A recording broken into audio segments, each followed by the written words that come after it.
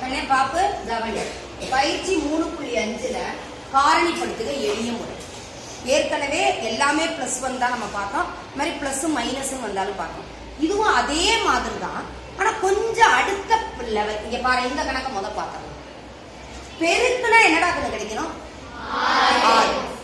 நல்லா கவனி, மாறிலி வந்திருக்கா, எக்ஸ் வந்திருக்குதா, அடுத்தது என்னது எக்ஸ் ஸ்கொயர்டு வரணும். அப்ப எக்ஸ் ஸ்கொயர்டினுடைய கெழு என்ன? 0. புரியுதா? ஏன் இல்ல, அங்க எக்ஸ் ஸ்கொயர்டே இல்ல. அப்ப எக்ஸ் ஸ்கொயர்டின் கெழு என்ன? 0. அப்ப உனக்கு கூட்டுனா என்ன கிடைக்கணும்? கூட்டுனா இல்ல கழிச்சா? 0. புரியுதா? சம்மன் தி டிஃபரன்ஸ் என்ன கிடைக்கணும்? 0 கிடைக்கும். அதனால இப்படி வந்த உடனே உடனே காரணிப்படுத்துக கஷ்டம் அப்படின்னு நினைச்சுக்காங்க. புரியுதா? எக்ஸ் ஸ்கொயர்டு இல்லாட்டி அதனுடைய கெழு என்ன? 0, 0. இப்ப எப்பவும் போல நம்ம எடுக்கலாமா? 6 2 3 இங்க என்ன வரணும்? 0 வரணும். அப்ப 6 வேணுமா? புரியுதா? இந்த 6ஐயும் எடுக்கிறதுனால எடுக்கலாம். ஏன்? நமக்கு பெருக்குனா என்ன வரணும்? 6. ஆனா நீ இந்த 6 எடுத்தீங்கன்னா 2 நம்பர் தான் வரும். 1 6 2 நம்பர் தான் வரும். அதனால 6 எடுக்கல நான். புரியுதா? இன்னொன்னு, நமக்கு கூட்டுனா என்ன கிடைக்கணும்? 0 கிடைக்கும். அதனால 6 எடுத்தோம்னா நமக்கு வராது. 1 2 3. இப்ப இத பெருக்குனா என்ன கிடைக்குது நமக்கு? +6 கிடைக்கும். அடுத்தது என்ன? கூட்டுனா என்ன கிடைக்கணும்? கூட்டுனா இல்ல கழிச்சா 0 கிடைக்கும். அதுக்கு ஏத்த மாதிரி நம்பரை போடும். நல்ல கவனி, இத பார்த்தோன்னே புரிஞ்சிடும். இப்ப இது என்னது? இது என்னது? Minus minus plus. கரெக்டா? கரெக்ட் இல்லையா? மைனஸையும் மைனஸையும் கூட்டுறோம். -1 கூட்டினா என்ன? அடுத்த என்னது? +3. கரெக்டா? கரெக்ட் இல்லையா? அப்ப என்ன வருது? 0. கரெக்டா? கரெக்ட் இல்லையா? புரியுதாடா? புரியுதா? புரியுது இல்லையா?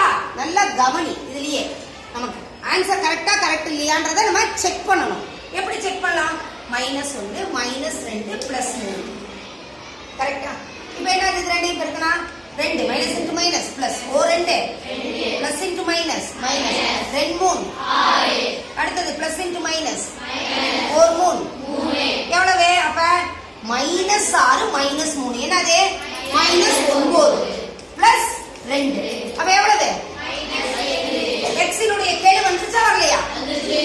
எக்ஸினுடைய கெழு வருதா வரலையா? அப்ப உன்னுடைய ஆன்சர் ரைட்டா? அப்ப காரணிகள் எழுதிடலாமா? காரணிகள் ஈக்குவல் டு என்னென்ன? x - 1 x - 2 x + 3. அதனால x ஸ்கொயர்டின் கெழு கொடுக்கலன்னும் போது ஒன்னும் பயப்பட தேவையில்லை. இதே முறையை நீயே பயன்படுத்தலாம். புரிஞ்சுதா? புரியலையாடா கண்ணு? அடுத்தது இத கவனி. கவனி என்னென்ன? 1 10 பெருக்குனா மாறிலி கிடைக்கும். 10னுடைய காரணிகளை முதல்ல எழுதுறோம். 2 5 இங்க என்ன வருது? -10. என்ன வருது? அப்ப நம்ம இதுல எதையுமே அடிக்க முடியாது. நல்லா கவனி. ஆனா நீ 10 எடுத்தீனா, புரியுதா? இங்க கண்டிப்பா -10 வர்றதுக்கு வாய்ப்புகள் இருக்கா இல்லையா அப்படின்றத நம்ம பார்க்கணும். இல்ல அப்படின்னா இது 3க்கு வருதா? 10 எடுத்தா வாய்ப்பு வருது நமக்கு. ஆனா இதை 3 எடுத்தா வருதா? வரல. அப்ப கண்டிப்பா 10 1 தான் எடுக்க முடியும். இந்த 5 2 எடுக்க. ஆனா 2 நம்பர் தானே வருது. என்னங்க மிஸ் பண்றது? அதுக்காக இந்த கணக்கை இப்ப எடுத்தேன். இது வந்து கொஞ்சம் டிஃபரெண்ட் கேஸ்.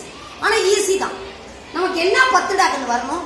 -10. அப்ப இது -10. இங்க +1. அப்ப இங்க என்ன பண்ணலாம்? -1. புரியுதா? புரியலையா? இப்ப இதை பெருக்கி பாரு. +10 வருதா? வருதா வரலையா? அதனால சில நேரங்கள்ல இதுல இருக்கக்கூடிய எண்களே உனக்கு கரெக்டா வரலன்னு போது நீ இங்க எடுக்கக்கூடிய எண்களினுடைய காரணிகளையே ஏதாவது ஒரு காரணி ரிப்பீட் ஆகி கரெக்டா வரும். புரிஞ்சுதா? புரியல? இப்ப பாரு, இத கூட்டி பாரு. +1 கரெக்டா? கரெக்ட் இல்லையா? அடுத்த என்னது? -10. அடுத்த என்ன? -1. அப்ப இது என்ன ஆயிடும்? அப்ப என்னது? -10. அப்ப என்னென்ன காரணிகள்? x + 1 x - 10 x - 1. உன்னோட ஆன்சர் ரைட்டா இல்லையான்னு பார்க்கலாமா? என்னென்ன? 1 -10 -1 எவ்வளவு? -10 +10 -1 +10 -10 +10 கேன்சல் ஆயிடுச்சு. என்னது எக்ஸினுடைய கெழு வந்துருச்சா வரலையா? அப்ப உங்களுடைய விடை கரெக்டா? புரியுதாடா கண்ணு? அதனால இது மாதிரி கொடுத்திருக்க காரணிகள்ல வராம இன்னொரு எக்ஸ்ட்ராவா நீ கொண்டு வரணுன்றதுக்காக தான் இந்த பேட்டர்ன் செஞ்சிருக்கேன். அதே மாதிரி எக்ஸ்பயர்டினுடைய கெழு 0 இருந்தாலும் வரதுக்கு ஒரு மாடல் செஞ்சிருக்கேன். புரிஞ்சுதா? Very good.